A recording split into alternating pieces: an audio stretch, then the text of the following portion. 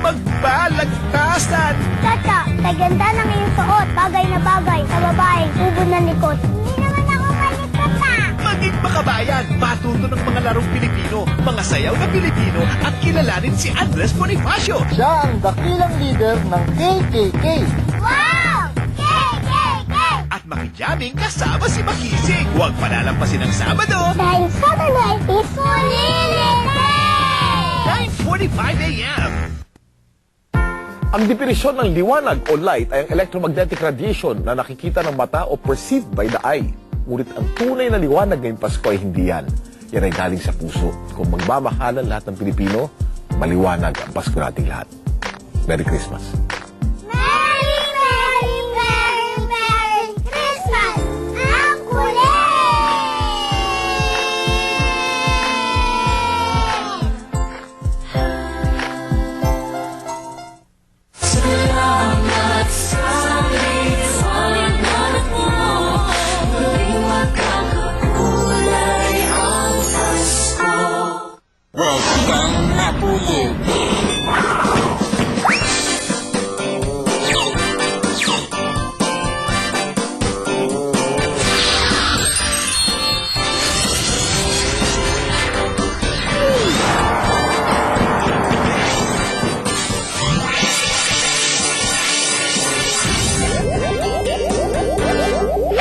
Huwag kang makulit. Huwag kang makulit. Huwag kang makulit. Huwag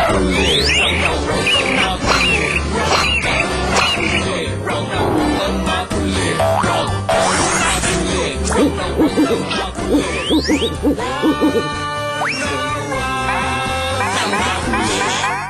Huwag kang makulit.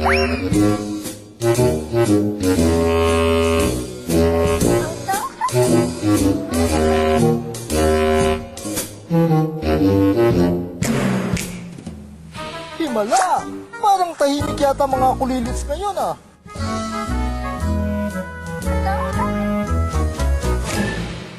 Mga kulilits! Halika kayo dito, dali! Parang sobrang busy nyo ah.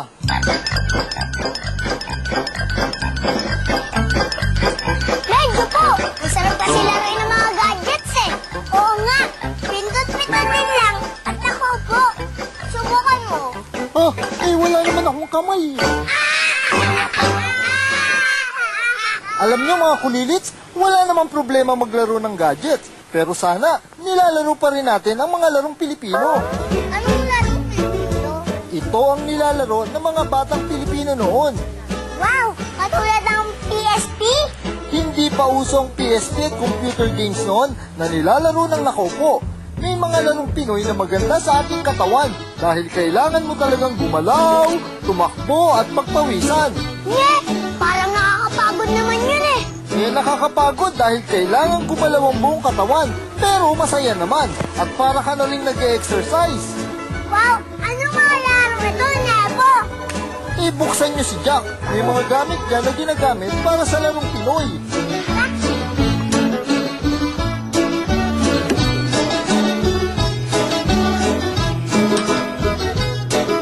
Ano ang laro ito, Nebo? Ang tawag dyan ay sipa. S-I-P-A! Sipa! Sipa ang pambansang laro ng Pilipinas. Paano na laruin, Nebo? Ang tingala yan, ang pato na dapat sisipa-sipain nyo. Bibilangin kung ilang beses nyo nasipa ang tingga nang hindi nahuhulog. Ang manlalaro na may pinakamadaming sipa ang panalo. Sapa subog! Tara!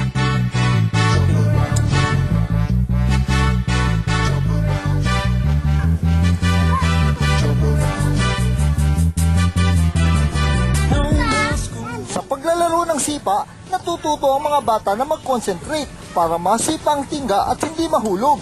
Tumatalas ang kanilang isip at enjoy pa sila.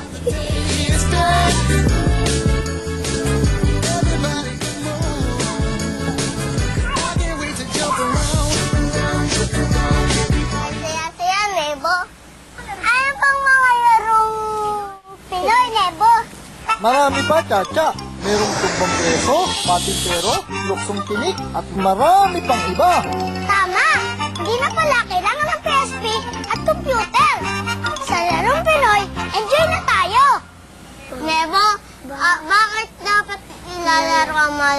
Pinoy. Mga kulilits, importanteng laruin pa rin ang mga larong Pinoy dahil sila'y simbolo ng pagiging Pilipino natin. Mga laro kasing ito ay sa liring natin. Ang saya-saya! Dapat talaga lahat tayo sa sarili natin. Tama! Parang ang pambasang awit natin, ang lupang inirang. Kabisado niyo ba mga kulilits?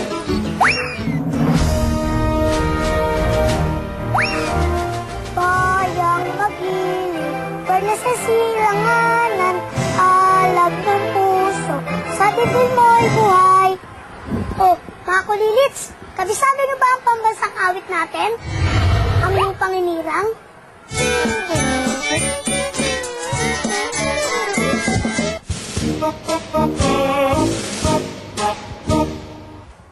Pero bago yan, alamin muna natin ang kasaysayan ng lupang hinirang. Ang ating pambansang awit na Lupang Hinirang ay ginawa ng himig o melody ni Julian Felipe noong 1898. Una naman itong narinig sa Proclamation of Philippine Independence noong June 12, 1898. Wala pang lyrics yon, kaya nagkaroon ito ng lyrics sa panulat ni Jose Palma noong 1899. Ganun pala yung history nun. Ngayon alam na natin. Tignan ko nga kung kabisado nyo kantahin.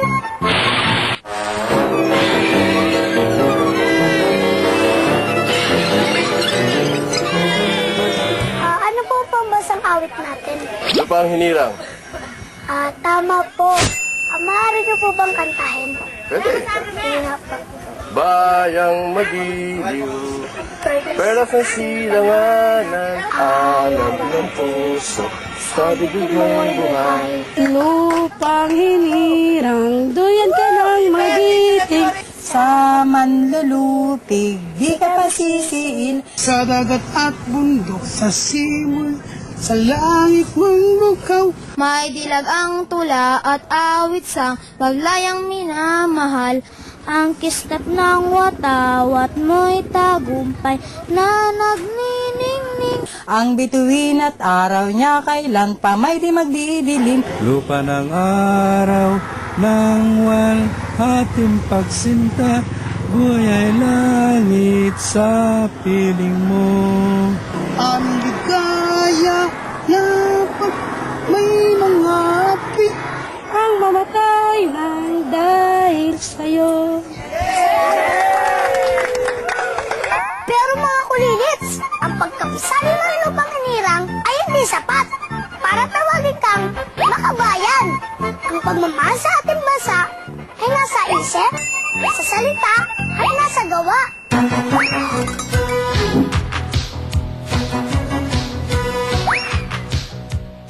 O mga kids, maglalaro tayong tumbang preso.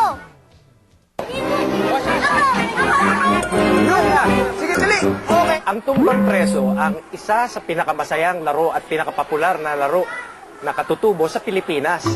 Para makapaglaro ka, una, kailangan mo syempre ng lata. At saka, lahat, kailangan ng tsinelas. Gagawa sila ng bilog, sa labas, mas malaki.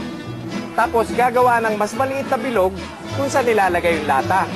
Bawal ang mga bata pumasok doon sa loob ng bilog na malaki. Dahil doon sila titira. Pag pumasok sila doon sa loob, tatayain sila.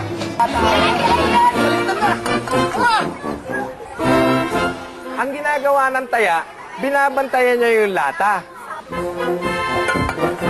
Tira!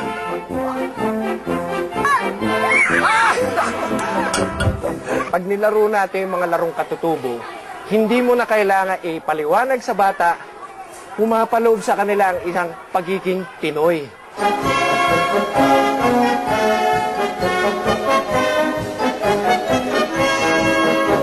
Tara, laro tayo!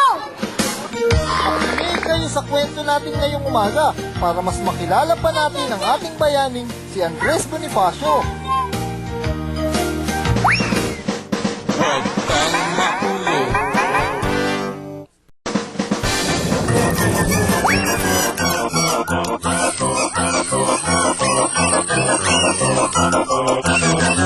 Mga kulilits, haligay dito!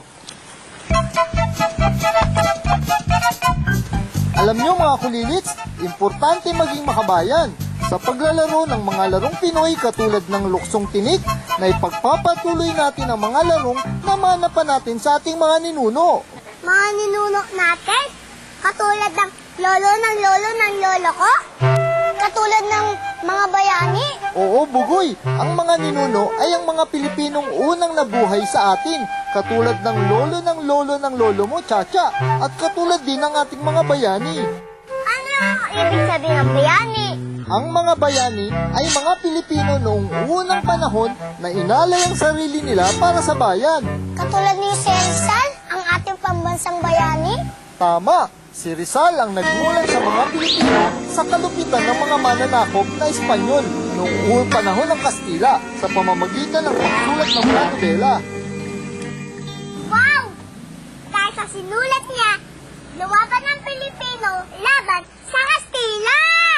Tama, isa siya sa mga naging dahilan ng paglaban ng mga Pilipino. Pero, alam niyo ba mga kulilits, na meron tayong bayani na birthday sa November 30? Sino, Nebo? Si Andres Bonifacio. Siya ang dakilang leader ng KKK, ang kataas-taasan, kagalang-galangan, katipunan ng mga anak ng bayan. Isang samahan na lumaban sa mapang-aping Kastila. Wow! KKK! KKK! KKK! KKK! Oo, makinig kayo sa kwento natin ngayong umaga para mas makilala pa natin ang ating bayaning si Andres Bonifacio.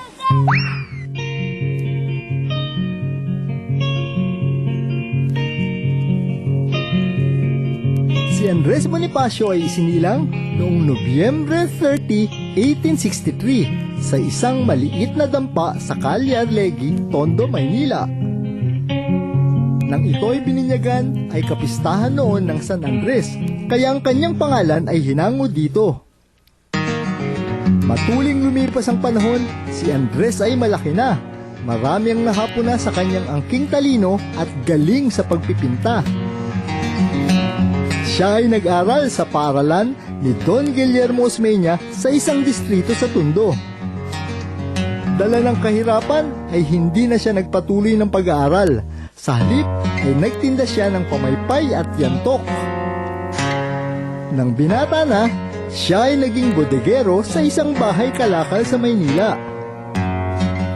Bata pa lamang si Andres ay mahilig na siyang magbasa ng libro. Katulad ng The History of the French Revolution, ang kanyang paborito. Ang kanyang mga binabasang libro ay nagbigay sa kanya ng inspirasyon para maghimagsik laban sa pamahalaang Kastila. At dito na nagsimula ang kanyang pakikibaka para sa minimithing kalayaan ng inang bayan mula sa mga Kastilang mananakop.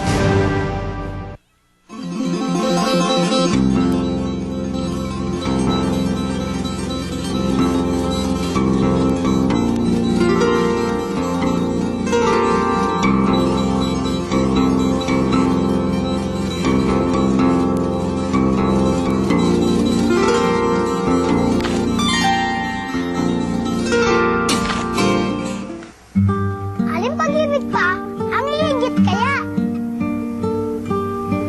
Pagkadalisay at pagkadakila.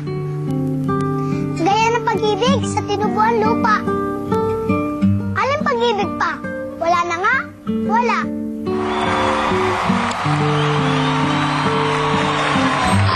Next folk dance na kung tawagin ay Itik-itik! Huwag kang makulit. Mga kulilits, may sorpresa ako sa inyo. Para mas maunawaan nyo ang ating pagiging Pilipino, naghanda ako ng mga pambansang kasuotan ng Pilipinas. Wow! Suot na natin!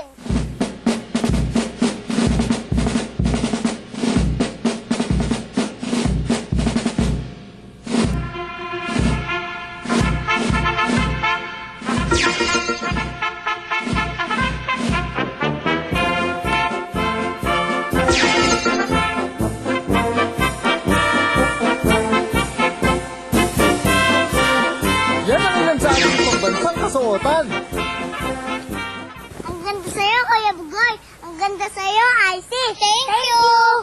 Ang ganda sa'yo, Chacha. Ang ganda sa'yo, Chacha. Alam ko yan ah. Maring Yosa.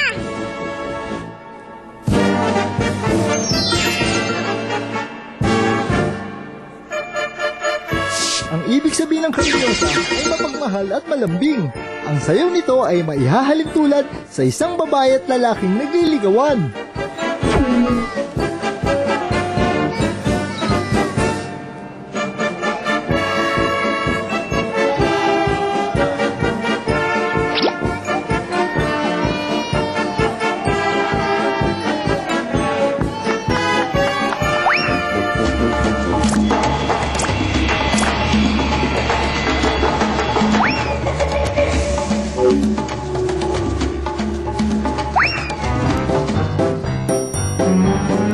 Kikilala natin ang pambansang bayani sa Mulilit Street. Hello, IC. Hello po. Welcome sa Rizal Shrine Fort Santiago dito sa Intramuros. Dito, IC, makikita natin agad yung isang malaking painting. Gawa ito ng ating national artist na si Carlos Botong Francisco. Sino yung nasa gitna? Si Jose. Si Jose Rizal, no? So, pinapakita yung pagbaril sa kanya, no? Noong December 30, 1896. So, nakapaligid dun sa painting, IC, mga iba't ibang scenes bago siya pinatay, bago siya binaril. Nagkaroon ng paglilitis, nakausap niya for the last time yung kanyang pamilya, and then yung pagsulat niya nung kanyang huling tula. Mamaya din makikita natin yung iba't ibang mga gawa ni Rizal, no? Marunong siyang mag-drawing, marunong din siyang mag-ukit, sumusulat din siya ng mga books, and then isa din siyang doktor sa Mata. mata.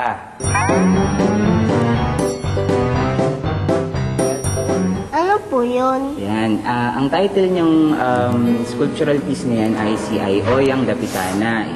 Inukit yan ni Rizal nung nasa dapitan siya, no? Nung siya ipinatapon sa dapitan. Pinapakita ang isang girl na nagagapas ng damo. Ito naman, IC, makikita mo yung mga na-discover na mga hayop, na mga insects ni Rizal. Ano yun? Ano yan? Frog. Oo, nakadiscover siya ng isang uri ng frog, isang uri ng flying lizard, no? Lahat yun ipinangalan sa kanya. Ano po ito?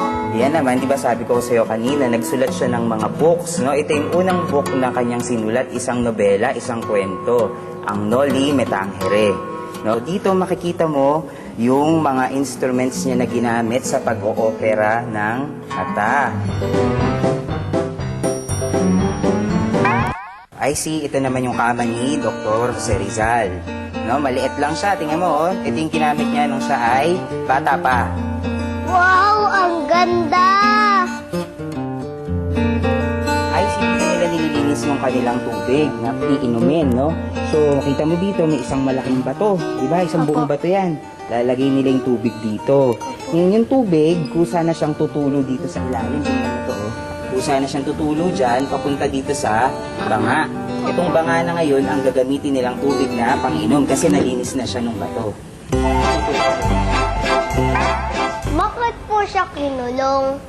Kasi siya ay pinagbintangan, no, ng maraming mga akusasyon ng mga Kastila. Kabilang na doon ang subversion o paglaban sa pamahalaan. Gusto mo makita yung kanyang kulungan? Opo. Halika, dito po.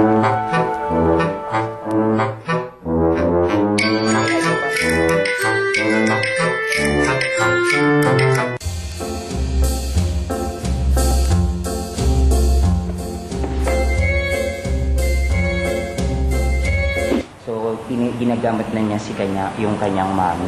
Ano po yung ginagawin niya?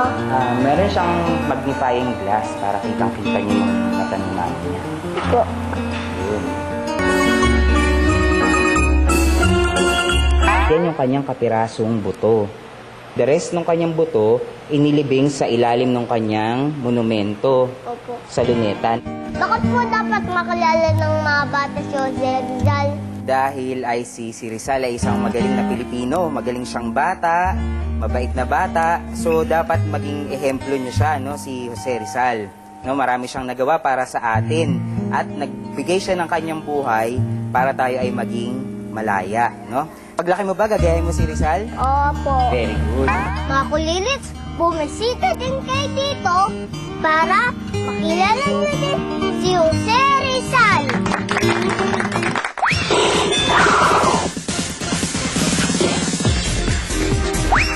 Siguradong alam niyo na ang pinakasikat at usang sayaw. Pero alam niyo ba kung ano ito?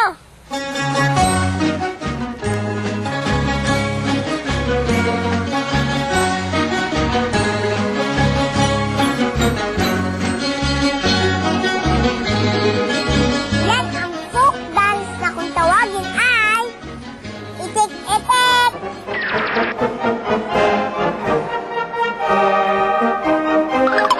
Tungkol po sana itong sayaw na to at saan po ito nagmula? Ang itik-itik ay nagmula sa Visayas. Iba-iba ang version nito. Meron sa Antique at sa Cebu. Pero ang pinaka-popular is yung sa Surigao del Norte. Ang itik-itik ay ginagaya ang mga movements or galaw ng mga bibe. Bakit po importante na matutunan ng mga bata ang sayaw na ito? Kailangan matutunan ng mga bata ang sayaw na ito para malaman nila at ma-preserve ang kultura natin bilang mga Pilipino. Tama po! Gusto ko na din po yan matutunan. Madali lang yan. Tara, sundan mo ko. 1, 2, 3, 4. 1, 2, 3. 1, 2, 3. And 1, 2, and 3, 4, 5, 6. Madali lang pala matutunan ang mga folk dance. Kaya mga kulilits, let's dance!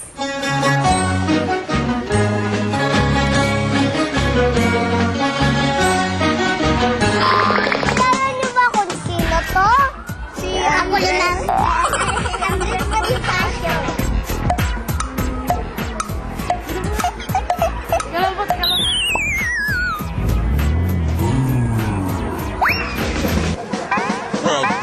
makulit.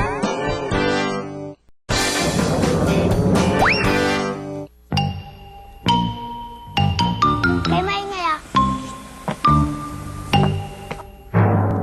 Ay. Nais akong sambitin. Makinig kayo sa akin. Na ako'y makapagsimula na ngayon din. Chacha, kay ganda ng iyong suot. Bagay na bagay sa babaeng ubo ng likod. Ha? Hindi naman ako malikot ah. I see. Isang lalaking sobrang bait. Pero minsan, ubo ng kulit. Ang ba nangyayari sa Kuya Bugoy? Bakit ganyan ka magsalita? Parang tumutula. Huwag kayong mabahala mga kulilits. Si Kuya Bugoy ay tumutula lamang. Isang paraan ng mga Pilipino para ipahayag ang kanilang nararamdaman. Nebo, masakot mo kang dalawa ni Kuya Bugoy? Kuya Bugoy, ano bang kinain niyo kanina? Ha? Ang ginawa namin ni Kuya Bugoy ay pagtula. Ako may alam akong tuyo. Ako'y tutula. Mahabang mahaba. Ako'y uupo. Tapos na po. Para ka palang yung nakilala kong batang marunong makapagbalagtasan? Balagtasan? Ano yun? Panoorin natin ito at ipaliliwanag sa atin ni Chacha at ng bago niyang kaibigan kung ano ang ibig sabihin ng balagtasan.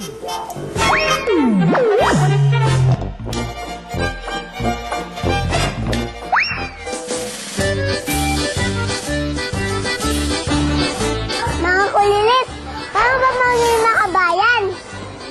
Batang pilikin ko ang mga gawang Pilipino. Gagamitin ko ng maayos ang wikang Pilipino. Ipagmamalaki ko sa buong mundo na ako'y Pilipino. Kaya! Kaya! Kaya. Kaya, kaya ako, gagawin ko ang lahat para maipakita ang pagmamahal sa bayan ko.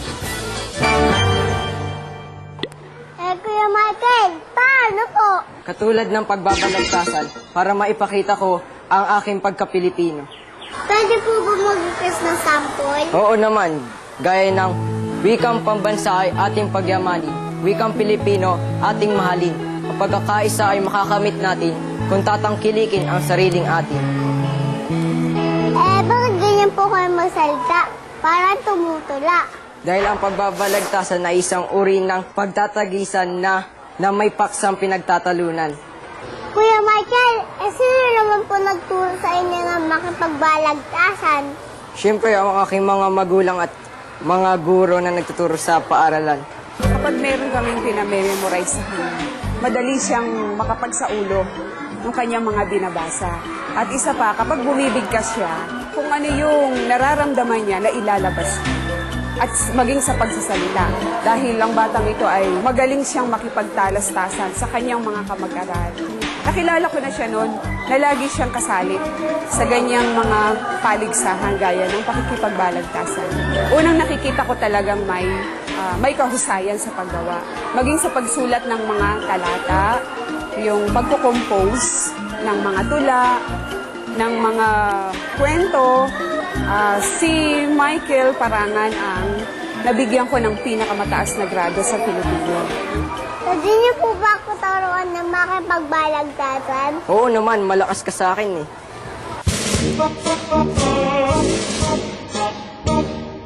Wikang pambansa Wikang pambansa ay ating pagyamanin. ay ating pagyamanin. Wikang Pilipino Wikang Pilipino ating mahalin. ating mahalin. Bravo! Yung Filipino, magaling. Kuya Michael, paano naman po kayo nahilig dyan? Nakahiligan ko ito dahil sa pagbabasa ng mga aklat at napapanood kong mga paligsahan sa pamamagitan ng makikipagbalagtasan na ilalabas ko ang aking damdamin at isipan para maipakita ang pagmamahal sa bayan.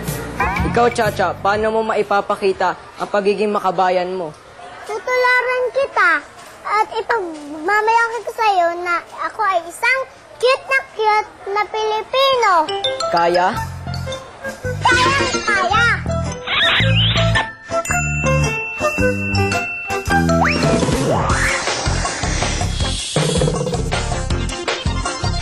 Kilala ba ng mga bata ang ating bayani? Kilala niyo ba kung sino to? Si Apolinar, si Andres Bonifacio. Siya ay si Andres Bonifacio. Eto, si Jose Rizal. Jose Rizal. Sino to?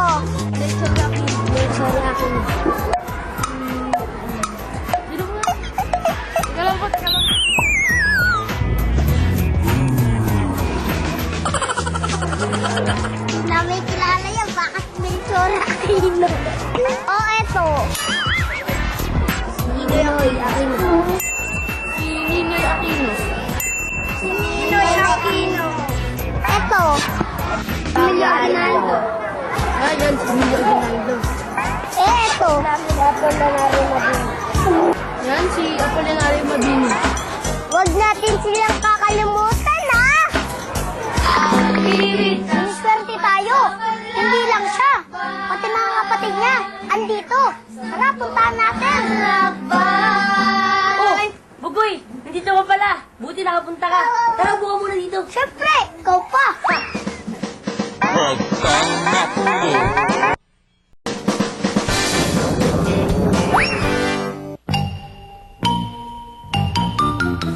Kuya Bugoy, ako naman dyan. Ako'y may alaga. Basong mataba. Tundot ay mahaba. Makinis ang muka. Mahal niya ako at mahal ko siya. Kaya kami ay laging magkasama. Yay! Ang galing, Chacha. Ako naman. Asi, sigurado ka na dyan sa tula mo? Ako pa.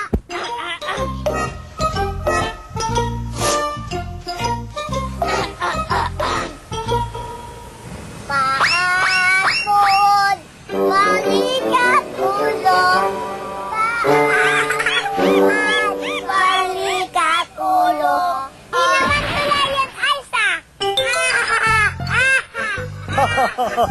Teka, tama na muna yan. Ano mga kulilits, marami ba kayong natutunan sa pagiging makabayan?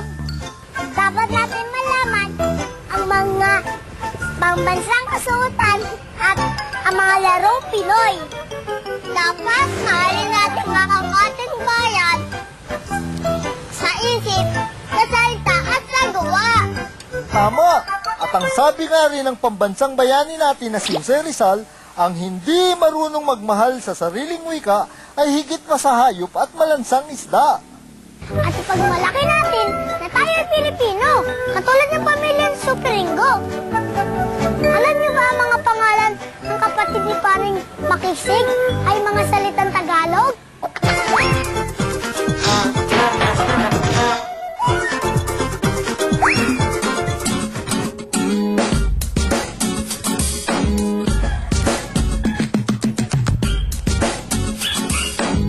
Mga kulilits, bibisa tayo ko ngayon, batang, milaban, pagdating sa kantahan. Tara!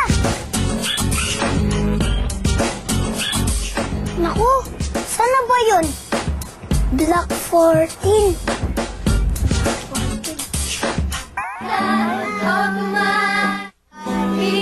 Miswerte tayo. Hindi lang siya. Pati mga kapatid niya, andito. Tara, puntahan natin. Check this out. Oh, Bugoy, nandito mo pala. Buti nakapunta ka. Tara, buka muna dito. Siyempre, ikaw pa. Bugoy, ito nga pala si Mami, si Ate Mayumi, siyempre, ako, si Makisig, si Magiting, si Maaya, si Maylin, at si Malambing. At siyempre, pinakabunso namin, si Manini. Bakit niyo po naisipan na gano'n ang pangalan nila? Naisip namin kasi ni Tito na, yun nga, nagkaanak kami, bibigyan namin sila ng mga Pilipino-Pilipinong pangalan para paglaki nila, maging ugali rin nila eh. Kunyari, meron ako Mayumi. Paglaki ni Ate Mayumi, dalagang Pilipina, di ba? Ah, ganun po ba? Ang ganda pala ng meaning ng pangalan nyo. Tatak Pinoy talaga. Di ba magaling kayo kumanta? Pakita yung mga awards niyo sa akin. Tara, pakita natin sa'yo.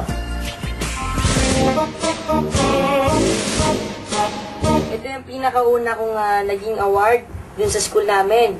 Ito yung 2006 pa to, matagal na to. At ito naman, yung sumali ako sa Little Big Star. At first runner-up ako. Siyempre, masaya-masaya ako dahil nakaabot ako dun sa top na yon. Ito, yung naglaban kami dun sa LA this summer lang. Kasama namin sila Rock Salazar. Second din ako nun, so may mga medals din. Gold medals, silver. Tapos, etong tatlong to, 3 overall, gold plaques naman sila. Sa Do It Bulili, sumali rin kami dun sa MTV. Ibigin ko'y ikaw.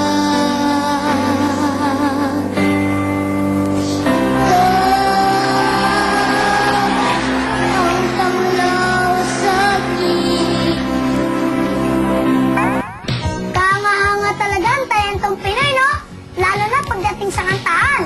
Kagaya ni Kuya Makisig, ni Ate Mayumi. Kuya Makisig, Ate Mayumi.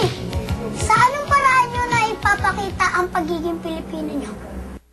Ako, sa pagkanta ko ng mga Filipino songs.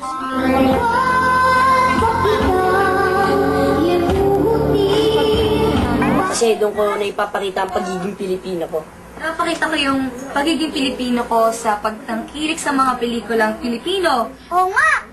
Dahil ako naman, mahilig ako kumain sa pagkain ng lutong Pinoy. Ang tulad ng adobo, sinigang. Tinola! Uy, parang favorite ko yun ah. Gutom tuloy ako. Oh, mga kulilits, marami paraan para tayo'y maging makabayan. Huwag natin baliwalain na tayo'y Pilipino. Huwag naman natin palalampasin. Ano yun? Ang pagkanta nyo, sample naman yan oh. Tara, jam tayo! Awitin nito'y para sa'yo.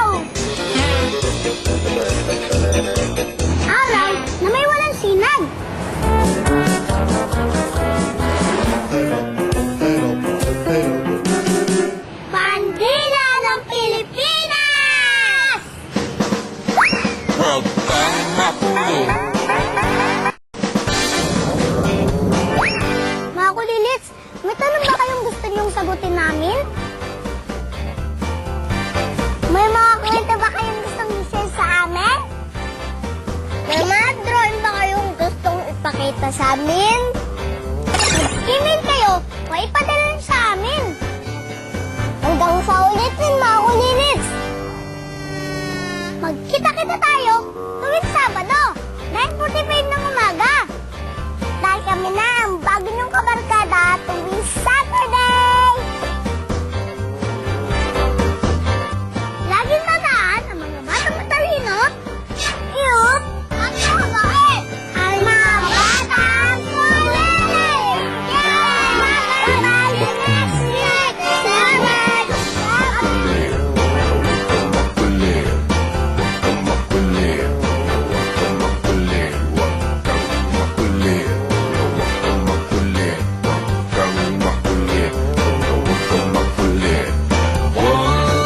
Nais akong sambitin. Makinig kayo sa akin. Kaya Na ako'y makapagsimula na kayo. Ulit. Hoy, ko'y alaga. Asong mataba.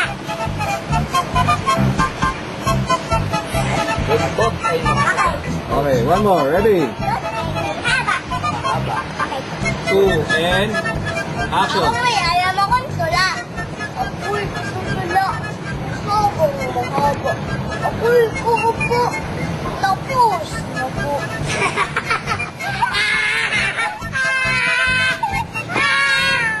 One more.